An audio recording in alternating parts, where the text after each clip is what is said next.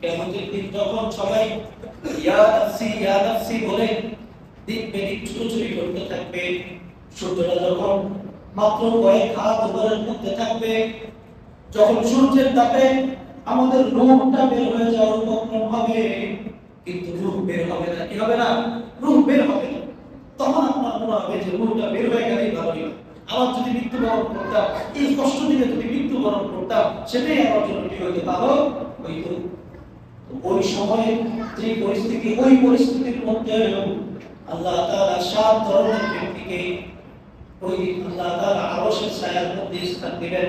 তার মধ্যে এক ধরনের ব্যক্তি হলো যারা মসজিদের প্রতি ভালোবাসা স্থাপন করেছে, যাদের দিলটা মসজিদের সাথে লেগে থাকে, জোহরের নামাজ পড়ে বাড়িতে গেছে, আসরের সময় কখন হবে দিলটা বেকুল হয়ে থাকে।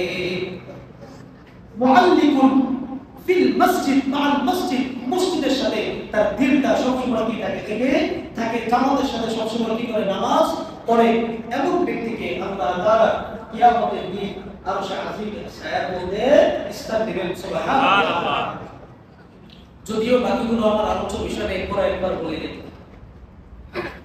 এক প্রকার ব্যক্তি হলো ওই ন্যায় করার বিচারক, যে মানুষের মধ্যে ন্যায় বিচার করে, ওই ব্যক্তি আল্লাহর আরশে আজিমের ছায়ায় পাবে, স্থান পাবে। ২ নাম্বার হচ্ছে ওই যুবক যে তার যৌবনকে কাজে লাগিয়েছে, যে তার যৌবন বয়সে ইবাদত করেছে, যে তার যৌবন বয়সে অনেক গুনাহ করার সুযোগ ছিল, গুনাহ করার রাস্তা ছিল, সেগুলো পরিত্যাগ করেছে এবং তার যৌবনটাকে আল্লাহর ইবাদতে ব্যয় করেছে। আপনারা যুবক মানে শুধু 18, 20 বছর আর 25 বছরের যারা, তাদেরকে যুবক মনে করেন। আপনার পরিপূর্ণ যুবক হলো যারা 30-এর উপরে, 30 থেকে 40, 45 যারা, তারা পরিপূর্ণ যুবক। দেখেন প্রত্যেকটা নবী রাসূলকে কিন্তু আপনার যাদেরকে নবুয়ত দেওয়া হয়েছে, তারা কিন্তু দেখবেন অধিকাংশ 40 বছর। হ্যাঁ, 40, কারণ ওই সময়টাতে গিয়ে মানুষ কি হয়? পরিপূর্ণ পুরুষত্ব বা যুবকের ব্যাপারটা কি আসে, যে আল্লাহ রাসূল সাল্লাল্লাহু আলাইহি ওয়াসাল্লামের সময় থেকে তার আগে থেকে মানুষের বয়স কিন্তু 60, 70 চলতেছে, 80 চলতেছে। তো ওই অবস্থায় 40 বছর বয়সে নবুয়ত দিয়েছে। এইদিকে আসলে একটা ইঙ্গিত আছে যে ওই সময় কি আমরা যুবক, ওই সময় কি আমরা আরো পরিপূর্ণ যুবক, ওই সময় আমরা কি পরিপূর্ণ যুবক। আর আমরা 15, 18 কিশোর, আমরা কি কিশোর। তো এই যে আমরা যারা তোমার যৌবন বয়সে যারা আছে, আমাদের যাদের শরীরে জোর আছে, মনের মধ্যে অনেক গুনাহ করতে মনে চায়, অনেক গুনাহ করার আকাঙ্ক্ষা আছে, এরপরও আমরা সময় মতো আল্লাহর ইবাদতটা করি, আমরা আল্লাহকে ভয় করি, তাহলে সেই কিয়ামতের দিন যখন সবাই দেখবে ছুটোছুটি করতে থাকবে, ইয়া নাফসি বলতে, ওই সময়টাতে আরশে আজিমের ছায়ায় আমাদেরকে স্থান পাবে। সুবহানাল্লাহ।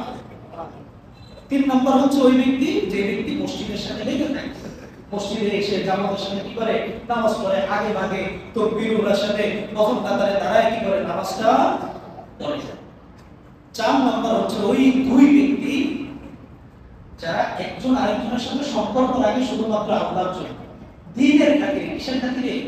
দ্বীনের খাতিরে। আবার একজন আরেকজনের সাথে সম্পর্ক ছিন্ন করে, সেটাও দ্বীনের খাতিরে। সেটাও কিসের খাতিরে? দ্বীনের খাতিরে। ওই যে হাদিসে যেটা আসে, হুব্বুন ফিল্লাহ বুগদুন ফিল্লাহ, যে কাউকে ভালোবাসলে আল্লাহর জন্য ভালোবাসবো, কাউকে ঘৃণা করলে আল্লাহর জন্য ঘৃণা করব। এই গেল 4 নম্বর।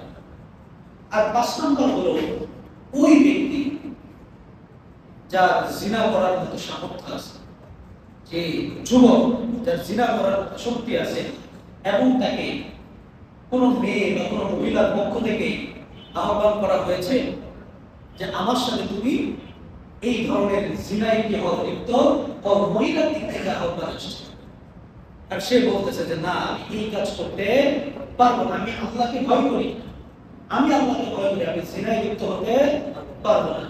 এই কাজটা যে ব্যক্তি করতে পারবে, ওই ব্যক্তিকে আল্লাহ তাআলা আরশে আজিমের ছায়ায় কি করবে? স্থান দিবেন। 6 নম্বর, ওই ব্যক্তি যেই ব্যক্তি ডান হাত কি দান করেছে বাম হাত জানে, মানে গোপনে যে ব্যক্তি কি করে?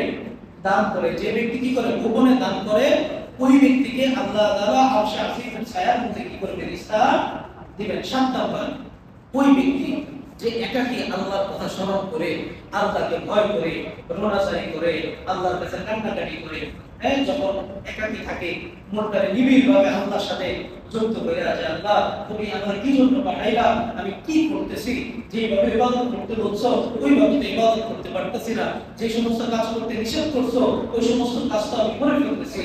এরপরে আল্লাহর কাছে হেদায়েত চেয়ে, আল্লাহর কাছে ক্ষমা চেয়ে যে ব্যক্তি একাকিটি করে, কান্নাকাটি করে, ওই ব্যক্তিকে আল্লাহ তাআলা ওই কিয়ামতের দিন আরশে আজিমের মধ্যে কি করবেন?